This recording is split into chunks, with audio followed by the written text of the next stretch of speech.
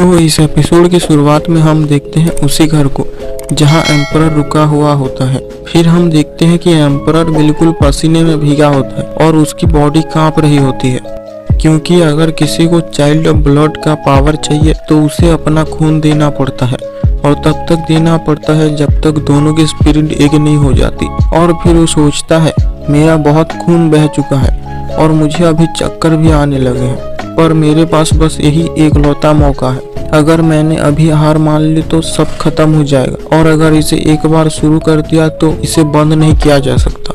पर एम्परर के मुंह से भी खून निकलने लग जाता है और फिर वो सोचता है ये अच्छा नहीं है। अगर मैंने इसे जारी रखा तो मुझे डर है कि मेरी जान खतरे में ना आ जाए। क्या मुझे सच में रुक जाना चाहिए? अगर मेरी जान ही चली गई तो इसका क्या फायदा होगा? फिर वो याद करने लगता है सेवन एम्परर को, जिनकी वजह से उससे वो बुक छीन गई, और जाओ चैंग को, जिसने उसे धोखा दिया, और सोचता है वो मुझे मरा हुआ देखना चाहते हैं, पर मैं अभी मरा नहीं हूँ क्योंकि मैं हूँ मैजिक डीमन एम्परर। और ये बोल के अपनी पूरी पावर लगा देता है। फिर वो देखता है कि वो स्टोन चमक रहा होता है और फिर वो चिल्लाने लगता है और बोलता है आखिरकार मैंने इसे कर ही लिया। तो ये है चाइल्ड ऑफ ब्लड की पावर। फिर वो उस घर से बाहर आता है और देखता है पेंग अभी भी वहीं बैठा होता है। पेंग पूछता है तुमने अपना काम खत्म कर लिया?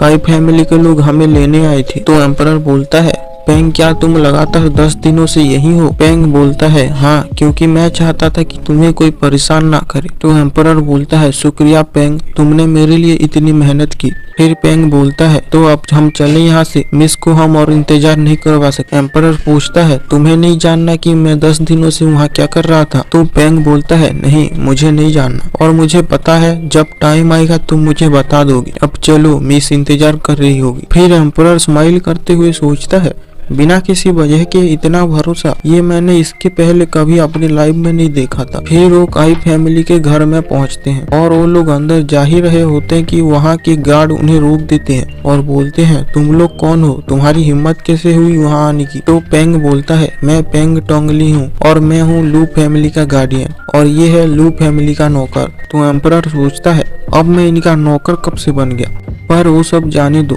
मुझे नहीं लगता कि काई फैमिली के गार्ड कोई अच्छे लोग हैं और हमें अंदर जाने देंगे। फिर पेंग उनसे बात कर ही रहा होता है कि एम्परर उसका हाथ पकड़ता है और खींच के अंदर ले जाता है और सोचता है इन लोगों का बर्ताव अच्छा नहीं है और लगता है ये मिस के साथ भी यही कर रहे हैं। फिर वो एक जगह जाते हैं और पेंग बोल रहा होता है ये लोग मिस के साथ ऐसा कैसे कर सकते हैं? ये कितने निर्दयी हैं, उन्होंने मिस के लिए बस एक ये झोपड़ा दिया है। फिर एम्परर सोचता है ये लोग मिस के साथ भी ऐसा व्यवहार कर रहे हैं, ये लोग तो उन्हें इंसान तक भी नहीं समझ रहे। और पेंग बोलता है तो चलो अंदर चलते हैं।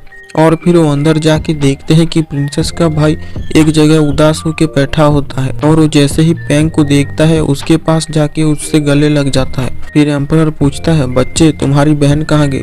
तो वो बोलता है अपने मंगेतर से मिलने गई है क्योंकि काई फैमिली ने उनसे शादी करने से मना कर दिया। ये सुन के एम्परर गुस्से में बोलता है मुझे अपनी बहन के पास ले चलो। फिर हम देखते हैं प्रिंसेस को। प्रिंसेस हिचकिचाते हुए बोलती है शाउटिंग। तो वो उनकी तरफ देखते हुए बोलता है मैंने तुम्हें जो बोला था वो तुम्हें समझ नहीं आया? अब मेरा तुम्हारे साथ कोई रिश्ता नहीं है, अब मेरे पास ये लड़की है। और वो दोनों फिर हंसने लग जाते हैं। तो मिस बोलती है शाउटिंग मुझे यकीन नहीं होता कि तुमने शादी तोड़ दी, कम से कम हमारे फैमिली के इतने सालों के रिश्ते का तो सोचा होता, तुम ली फैमिली की हेल्प नहीं करोगे? तो शाउटिंग बोलता है तुम्हारी प्रॉब्लम के साथ मेरा कोई लेना देना नहीं है। तो मिस बोलती है शाओ मैं तुम्हें भीख मांगती हूँ, मेरी फैमिली की मदद करो। तो उसका दिल पिघलने ही वाला होता है कि वो लड़की आके मिस को एक चांटा मार देती है और उसे बोलती है इससे दूर ही रहना, अगर मैंने तुम्हें इसके साथ देखा तो तुम्हारी खैर नहीं। शाउटिंग बोलता है नहीं नहीं, मैं सिर्फ तुम्हें ही चाहता हूँ। यहाँ मिस सोच रही होती है अब मेरा क्या होगा, मैं भीख मांगती हूँ कि कोई तो मेरी मदद करो।